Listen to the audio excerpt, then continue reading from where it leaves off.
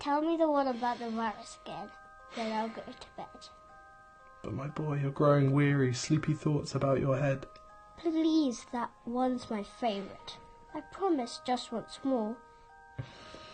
Okay, snuggle down, my boy, though I know you know full well. The story starts before then, in a world I once would dwell.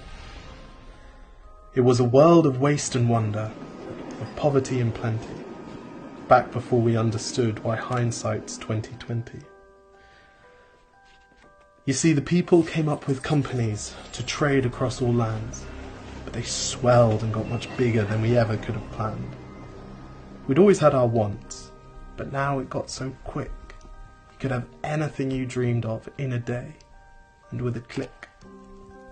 We noticed families had stopped talking. That's not to say they never spoke, but the meaning must have melted, and the work-life balance broke. And the children's eyes grew squarer, and every toddler had a phone.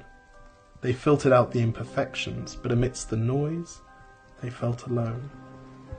And every day the skies grew thicker, till you couldn't see the stars.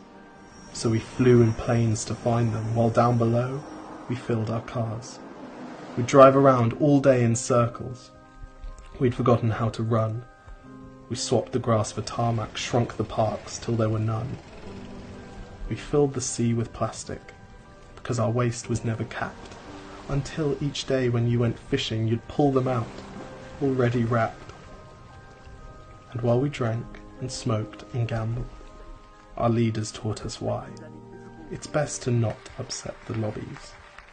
More convenient to die. But then in 2020, a new virus came our way.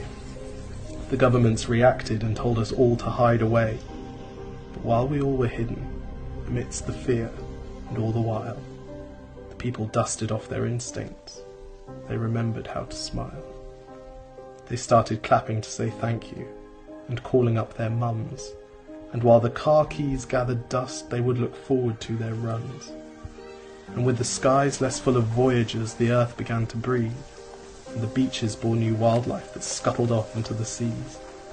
Some people started dancing, some were singing, some were baking.